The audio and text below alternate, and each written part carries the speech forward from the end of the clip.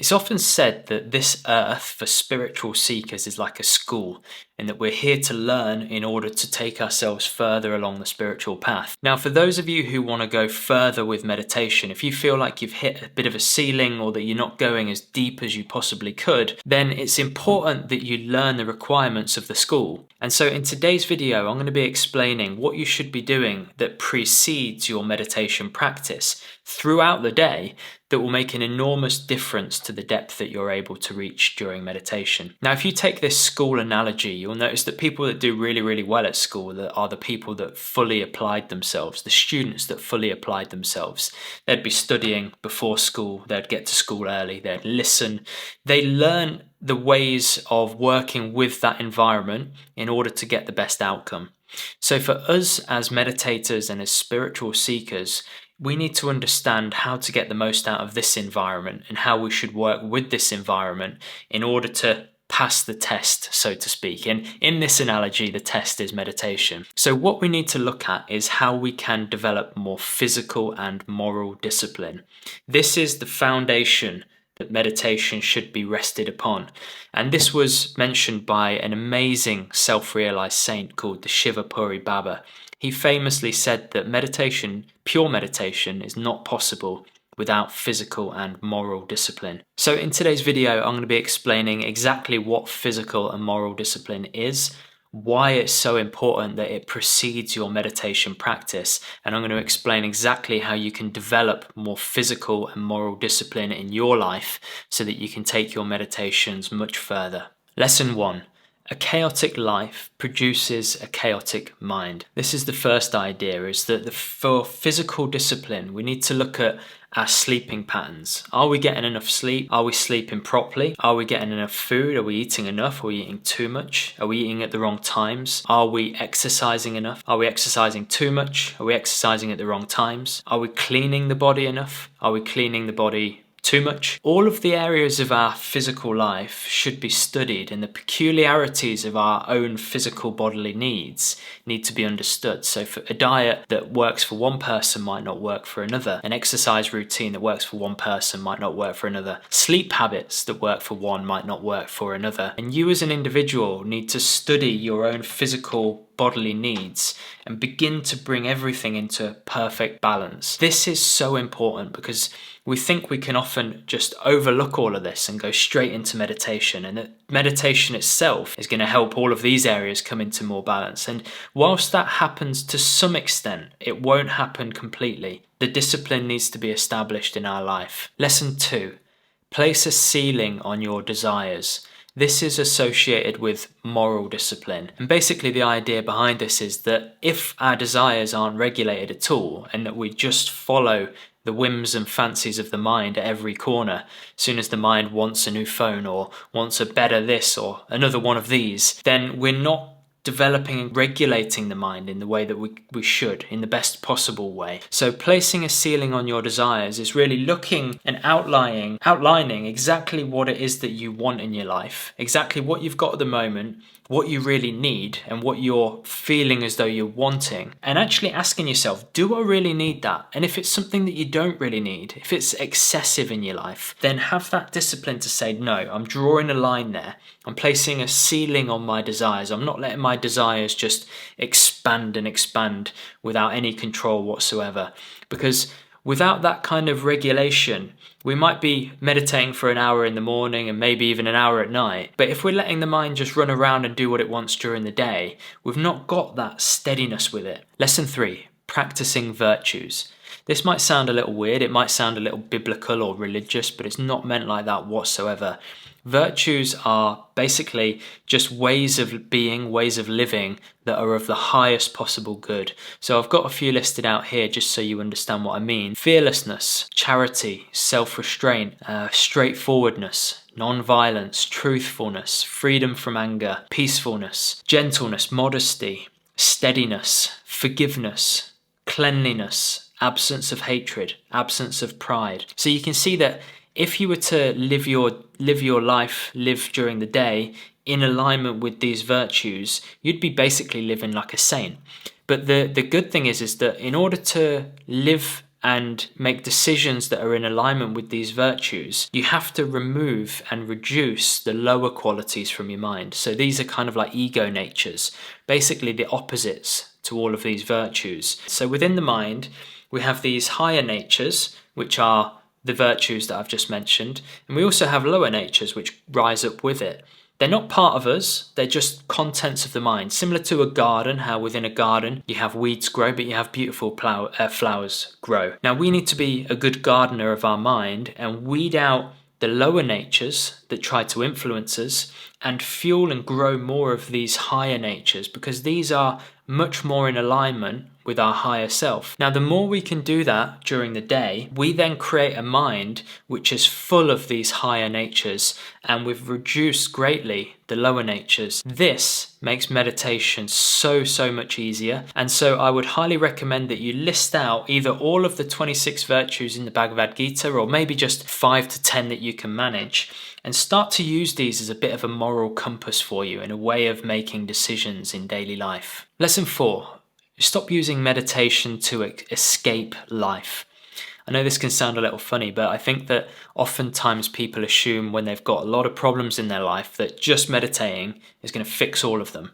And whilst it will help, no doubt, it will make you calmer, it will make you more balanced when you enter these problems and when you have to deal with these problems. Ultimately, physical and moral discipline is also about establishing as much harmony as we can in our life outside of meditation. So it's important that we don't just use meditation as the be-all and end-all cure for everything in our life. We look at our life and see how we can create more regulation, how we can create more harmony between our family, between our work duties, between perhaps social duties that we have to work through. And it's all about looking at our life and creating more balance and harmony. Lesson 5. Meditation without grounding and without this foundation can lead to instability. The ego, if it's got free rein all day long to go where it wants and just to run around and cause a bit of chaos, and then we're starting to make progress in our meditation alongside that, often you can find that that ego is still very active. And although we might be able to calm it down for the period of time that we meditate, it can mean that as we get further along, the ego can develop more pride. It can take us down routes that aren't favorable to us.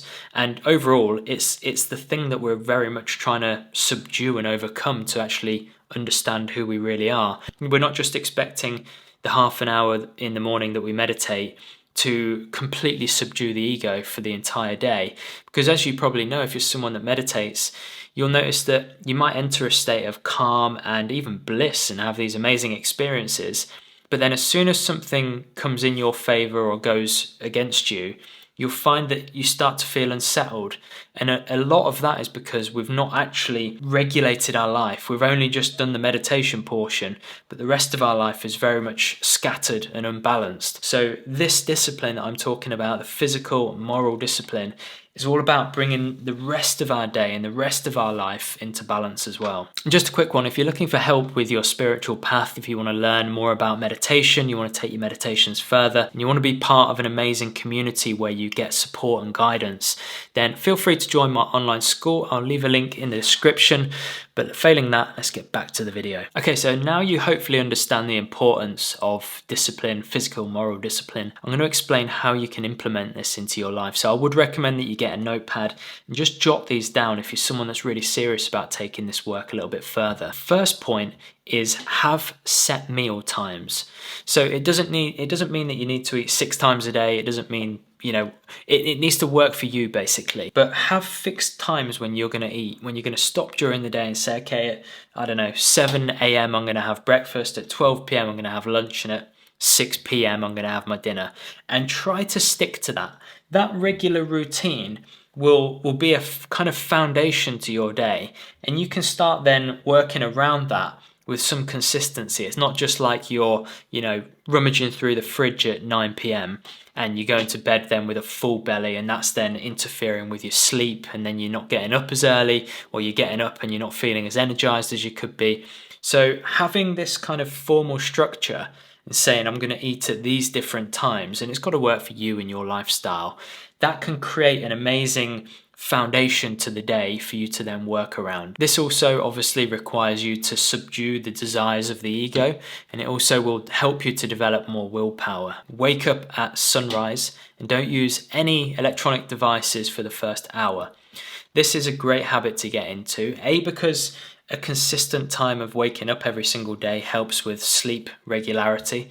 So if you're someone that struggles with sleep, getting up at a consistent time can help with that. Now also, with you having the structure of the set meal times throughout the day, it will help you. You've got up at the same time, you know when you're about to eat, and your day is already starting to look like a formalized day with some sort of routine to it. But getting up in the morning and avoiding going on your phone is amazing. I would advise that replace that time with something else. So it might be reading a spiritual book. It could be sitting in the garden or outside and meditating. It might just be being present. It might just be simply standing outside, taking some deep breaths and enjoying the moment. Gratitude for the day, for the day that you've been able to see and start, that many people won't get. So starting the day in this way is an amazing way to begin the day. And as you know, when you begin the day with some kind of discipline, even if it's just getting up at a set time, it kind of creates this forward momentum that you can carry into the rest of the day. So it's very important. It doesn't need to be 3 a.m. and you've got to do 100 burpees and meditate for 3 hours. It's got to be something you can manage. So just having a set time that you get up can be enough. Declutter one space in your house completely. It might be your altar, your meditation shrine. It might be the spare room that's become a dumping ground. It can create this kind of sense of inner cleanliness, is probably the right word. But it also gives you something that is productive, that you can achieve, that you can do and look back and think, yeah, you know, I'm happy with myself. I've actually done something with my day. Even if it doesn't feel as though you've achieved anything grand, you will have that sense of satisfaction. And like all of the other points so far, it starts to create this discipline. Do your duties with full attention. So let's say you're washing up, let's say you're hoovering the house, let's say you're commuting to work, let's say you're at work. Try as best as you can to be completely involved in what it is that you're doing. And I know that sounds really simple, but sometimes we need to be reminded of these simple things that have such a profound effect, because for whatever reason we avoid them or forget. Try to develop this habit of, let's say you're brushing your teeth in the morning, rather than walking around the house or, you know, watching a YouTube video as you're brushing your teeth. Try to develop this habit of whatever it is that you're doing, just do that thing. Now you can take this one step further, and rather than just being present, you can place your mind on the divine. That's the next step, is to have your mind continually or as more often as you can on the divine. And you can do that by contemplating the truth of who you are, contemplating God, contemplating reality, repeating a mantra, repeating the name of the divine if you follow a deity. You can do these types of things that help you place your mind with source. Now, the beautiful thing with that is that we are creating in our life that which we think about and want all the time. And if we're thinking about and developing this want for the divine, we're naturally going to start to raise our vibration slowly but surely towards the divine vibration. So thinking, remembering of the divine when we're doing mundane tasks is an incredibly powerful spiritual tool. Walk in silence daily. Now, it can just be 5 minutes, it can be an hour, but getting outside and walking without any devices, you can either leave your phone turned off in your pocket or leave it at home and just go for a walk in the fresh air. Again, I know this sounds overly simplistic, but this simple ritual of just getting outside, whether it's raining, whether it's snowing, whether it's sunny, just enjoying the elements, enjoying nature, breathing deeply, not adding stimulation to yourself through music or through watching something, just simply being outside. And again, you can either work on the first level, which is just being completely present, feeling your feet touching the ground, breathing the air, just being.